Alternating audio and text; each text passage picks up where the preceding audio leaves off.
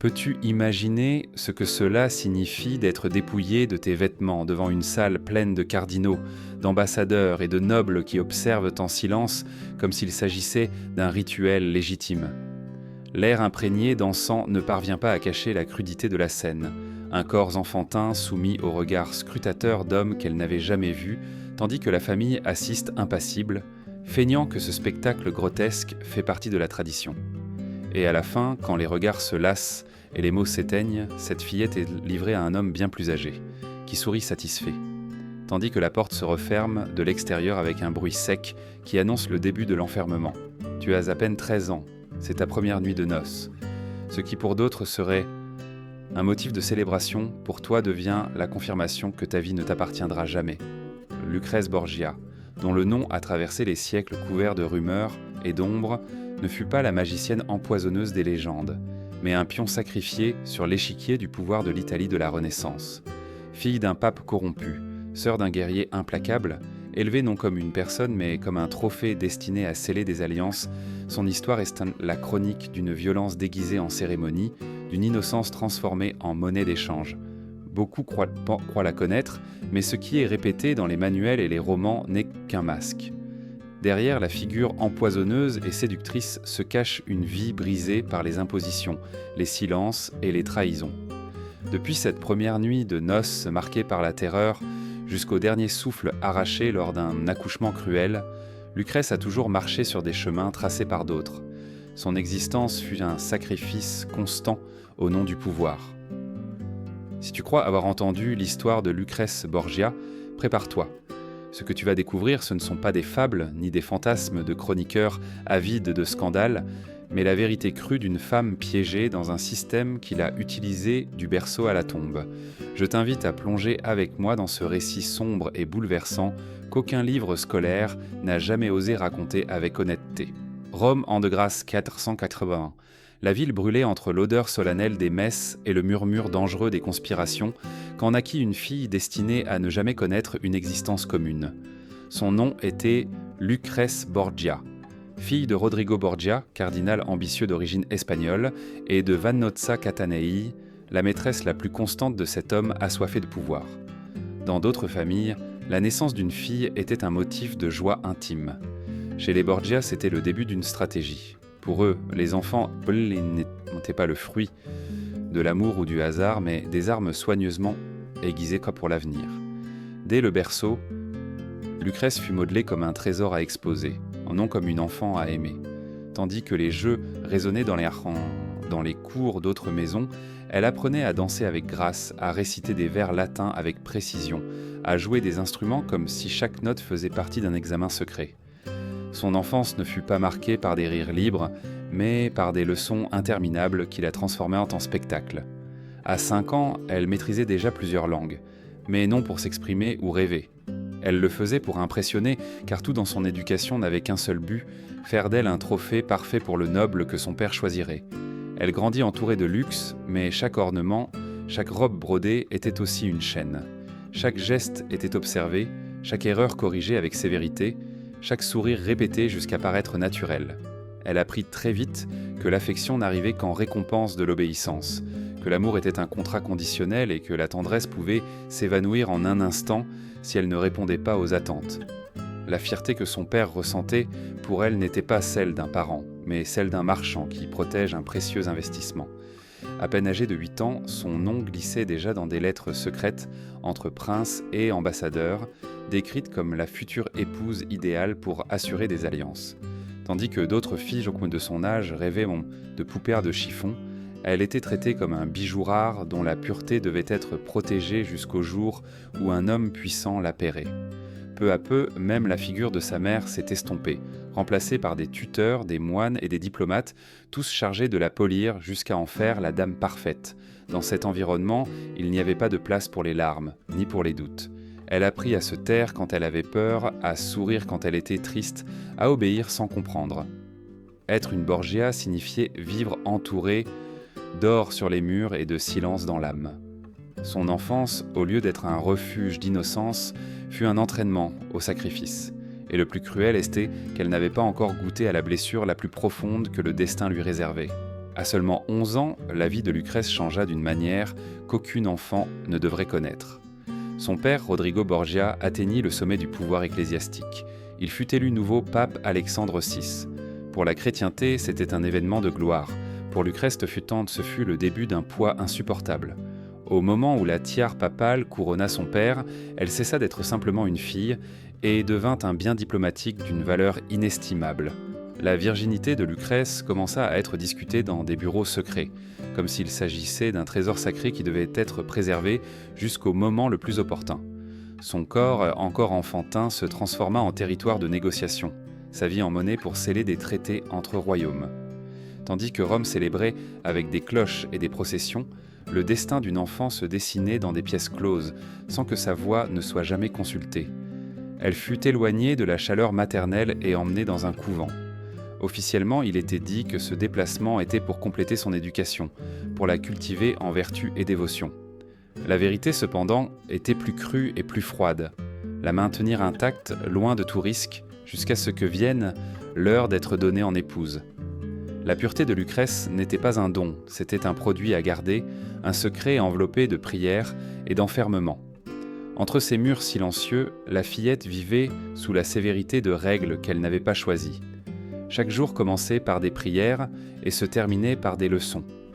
Mais aucune d'elles ne répondait à ce qu'elle ressentait au fond d'elle. Il n'y avait pas de place pour les doutes, ni pour les peurs. Pendant ce temps, dans les palais, son nom circulait comme celui d'un bijou disputé par des familles puissantes. Chaque livre que ses mains lisaient, chaque robe qui frôlait sa peau, chaque mot qu'elle apprenait dans des langues étrangères étaient vraiment des investissements calculés pour augmenter sa valeur.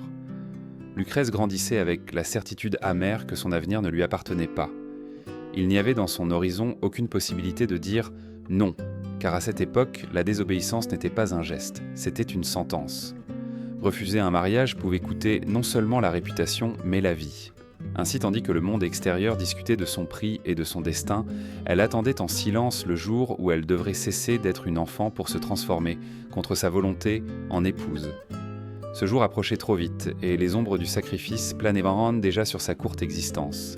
Quand Lucrèce eut 13 ans, la nouvelle qui allait changer sa vie lui fut annoncée comme s'il s'agissait d'un cadeau d'honneur. Elle allait se marier. Il n'y eut ni consultation, ni place pour les hésitations. Ce fut un ordre revêtu de solennité. L'élu était Giovanni Sforza, un homme plus âgé, représentant d'une famille puissante, choisi non par affection ni affinité, mais parce que cela convenait au calcul de son père, alors pape Alexandre VI. Pour le pontife, sa faillite était le pont parfait vers de nouvelles alliances. Pour la jeune fille, c'était la perte définitive de son enfance. La cérémonie fut célébrée avec toute la splendeur que pouvait déployer la cour papale.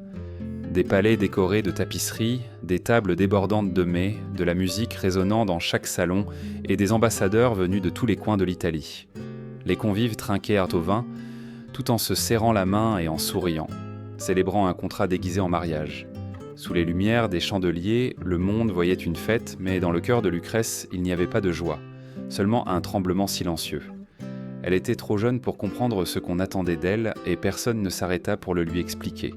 Car à cette époque, le mariage ne se consommait pas à l'autel mais dans l'alcôve, et ce qui devait être un acte intime se transformait en un cruel spectacle de contrôle. Il était coutume que la première nuit fût surveillée et qu'au matin des preuves de la consommation de l'union fussent montrées. Imagine la pression, une enfant à peine sortie des jeux, poussée à accomplir un devoir imposé, tandis que le monde attendait des signes d'obéissance. Certains chroniqueurs suggèrent que Giovanni hésita, qu'il ne consomma peut-être pas immédiatement cette union. Mais ce qui est certain, c'est qu'avec ou sans pause, la blessure était déjà ouverte. Lucrèce ne fut pas conduite au lit comme une jeune femme avec des rêves d'avenir, mais comme une pièce d'échec dont le mouvement avait été décidé par d'autres. La nuit qui aurait dû marquer le début d'une nouvelle vie se transforma en la première de nombreuses cicatrices invisibles. L'obéissance, le silence et la soumission devinrent ainsi les normes de son existence. Le mariage ne lui apporta ni liberté, ni compagnie, ni protection. Ce fut le début d'un cycle d'ordre accepté et d'émotions réprimées. Avant même d'apprendre à être femme, Lucrèce comprit que son destin ne lui appartenait pas, que son corps et sa volonté étaient la propriété de ceux qui commandaient.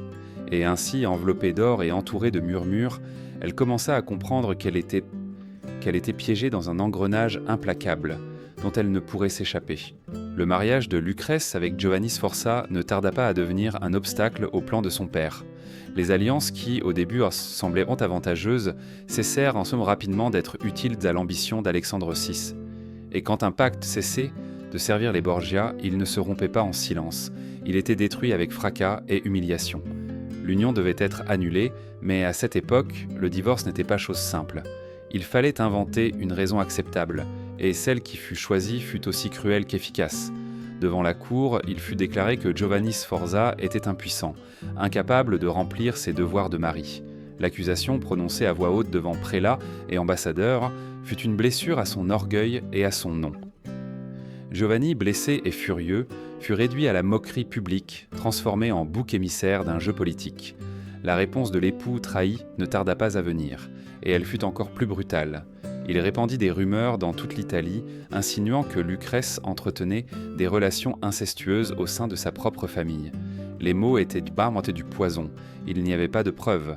Mais à cette époque, une simple insinuation malveillante suffisait à transformer l'honneur en boue.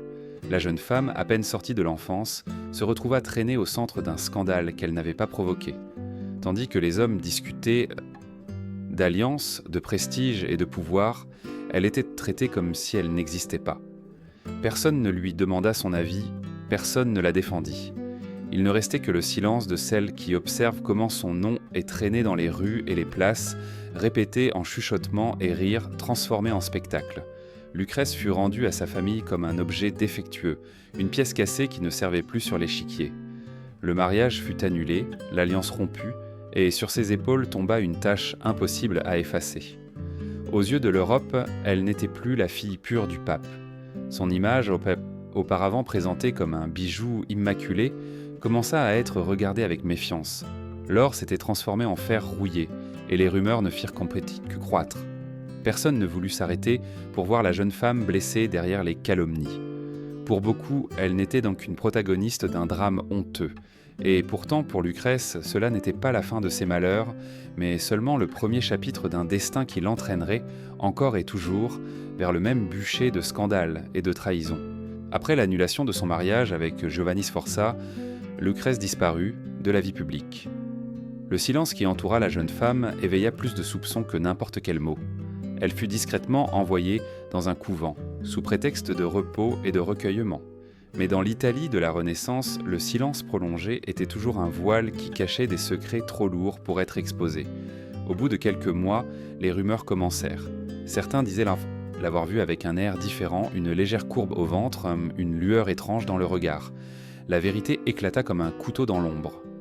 Lucrèce était enceinte. Elle avait à peine 15 ans, était séparée tant marquée par le scandale, et pourtant, elle allait donner naissance à un enfant hors mariage.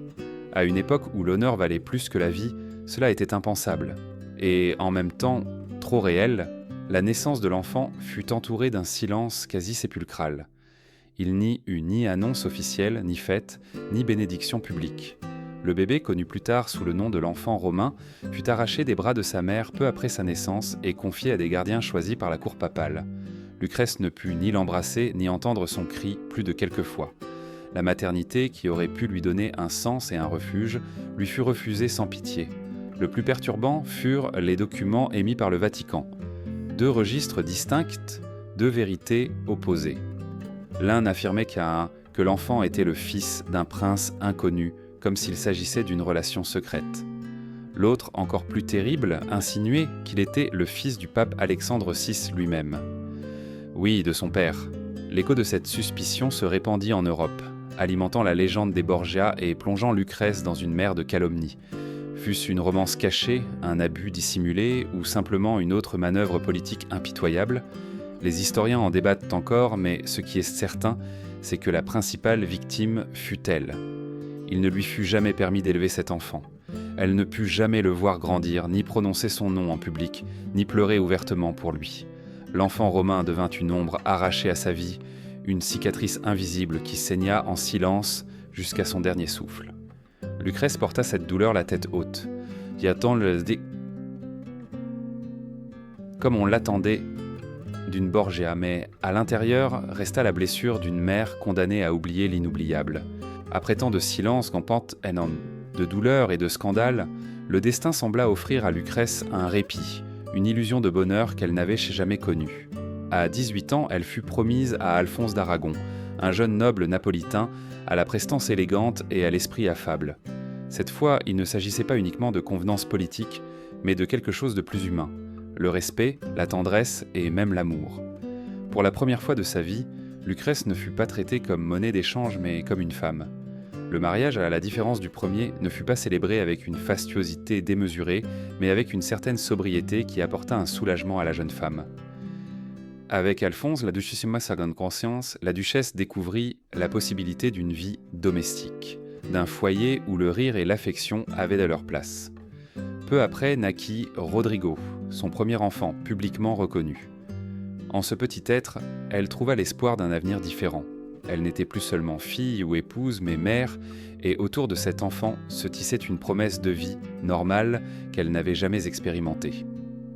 Pendant quelque temps, Lucrèce vécut ce qui lui avait été refusé depuis l'enfance, une routine sans peur, la chaleur d'un époux qui la traitait avec respect, la joie de bercer un enfant, le sentiment d'appartenir enfin à une vraie famille et non plus seulement à une stratégie. Mais ce calme était fragile, trop lumineux pour une dynastie comme les Borgia. César Borgia, son frère, devenu chef militaire de la famille, regardait Alphonse avec méfiance. L'alliance avec Naples avait cessé de servir les intérêts du Vatican et un mariage heureux ne pouvait s'interposer dans les plans de pouvoir. La machinerie implacable se remit en marche. Une nuit sur les marches du Vatican, Alphonse fut attaqué par des hommes cagoulés. Des coups de couteau répétés déchirèrent son corps. Il survécut un instant, se vidant de son sang entre les mains désespérées de Lucrèce. Elle le soigna avec dévotion, implorant une aide médicale. Mais les médecins envoyés semblaient donc plus spectateurs que sauveurs. Ils ne soignaient pas, ne guérissaient pas, ils observaient en soi seulement, comme s'ils attendaient clairement que la vie s'éteigne sans bruit. Encore affaibli, Alphonse résista quelques jours, accroché à l'espoir de son épouse, jusqu'à ce qu'une nuit il soit retrouvé mort dans son lit. La version officielle parla de complications. La vérité, cependant, se murmurait dans chaque couloir. Il avait été étranglé, assassiné en silence, probablement sur ordre de quelqu'un portant le même nom que Lucrèce. Pour la jeune duchesse, ce fut un coup dévastateur. Elle perdit le seul homme qui l'avait traité avec humanité, le père de son fils et peut-être le seul véritable amour qu'elle eut dans sa vie. Et le plus cruel fut qu'elle le perdit en sachant qu'elle ne pouvait pas crier, qu'elle ne pouvait pas accuser, qu'elle ne pouvait même pas montrer un deuil trop visible. Parce qu'elle restait une Borgia et les Borgia ne pleuraient pas. Les Borgia avançaient, même s'ils étaient brisés de l'intérieur. Après la tragédie d'Alphonse d'Aragon, la vie de Lucrèce prit une autre direction en apparence, bien qu'en essence, elle restât liée à la même chaîne de sacrifice. Elle fut envoyée à Ferrare, où elle devint duchesse. De loin, sa vie semblait tranquille, élégante, enveloppée dans le faste des cours et le calme des palais.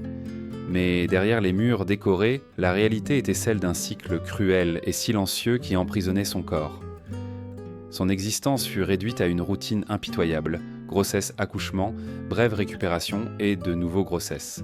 Elle devint le ventre de la dynastie, un instrument biologique au service des alliances et des héritages.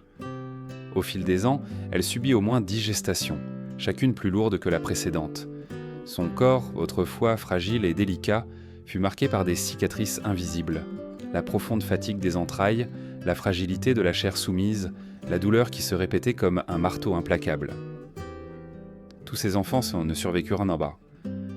3 d'entre eux moururent encore petits, et la blessure de ces pertes fut ensevelie sous des couches de silence.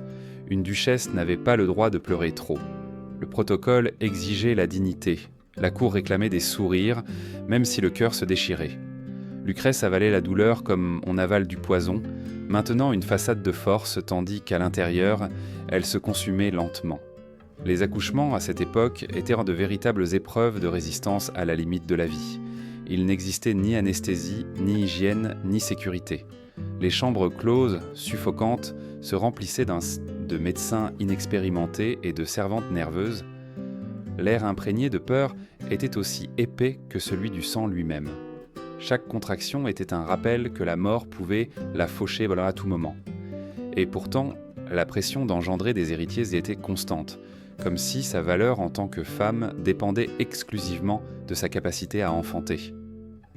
Même les enfants qui survivaient, elle pouvait à peine les avoir avec elle.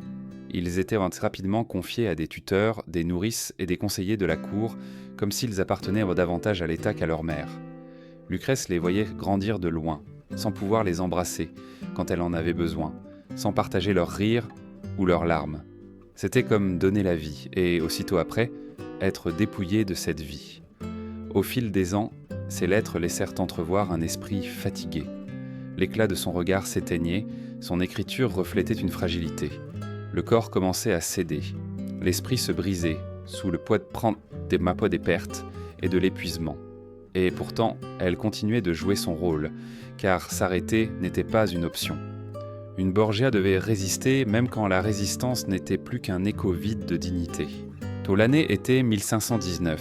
Le corps de Lucrèce pensait d'assez bien maintenant, déjà épuisé après une vie de grossesse, de perte et de silence, fut de nouveau contraint de supporter l'insupportable, une nouvelle gestation. Ceux qui l'entouraient en pouvaient voir clairement que ses forces étaient diminuées, que cette grossesse était un poids trop cruel pour une femme qui avait déjà été usée jusqu'à la limite. Mais personne n'écouta ses peurs, car dans son monde, la volonté d'une duchesse ne comptait pas. Seuls importaient son obéissance et le résultat, un autre héritier.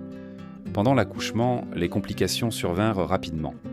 Hémorragie intense, fièvre très élevée, délire parce qui la faisait murmurer des noms oubliés, des fragments de prières, des souvenirs d'une vie marquée par la soumission.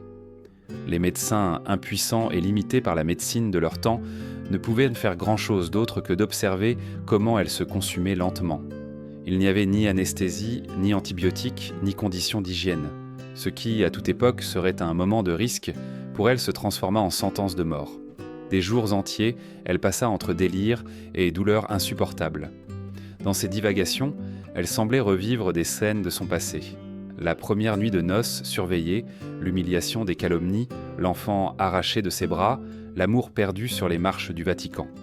Comme si la mémoire, avant de s'éteindre, l'obligeait à parcourir chaque ombre qu'elle avait portée en silence. Pendant ce temps, la cour attendait à distance. Il y avait de l'inquiétude, oui, mais non celle de ceux qui craignent pour une femme aimée, plutôt l'attention froide de ceux qui contemplent la perte possible d'une pièce importante du jeu politique. Même dans son agonie, Lucrèce n'était pas vue comme une mère ou une épouse, mais comme un maillon de pouvoir qui pouvait se briser. Finalement, après des jours de tourments, son cœur céda. Elle avait à peine 39 ans. Elle mourut épuisée, vide, victime d'une existence écrite toujours par d'autres. Autour de son lit, il n'y eut ni pleurs sincères ni hommage d'amour, seulement le silence glacé d'une fin attendue.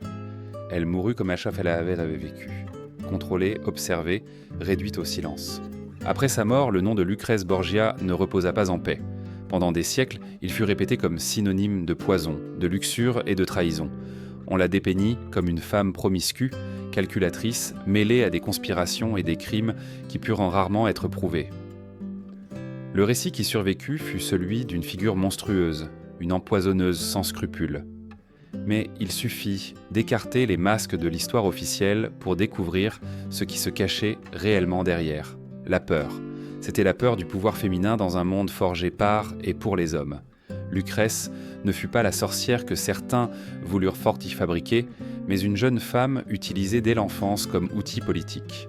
Elle fut manipulée, réduite au silence, écartée quand cela convenait et élevée comme étendard quand elle était utile. Les scandales qui l'entourèrent ne naquirent pas de sa volonté, mais du besoin des autres de justifier des échecs, de couvrir des crimes ou simplement de détruire sa réputation.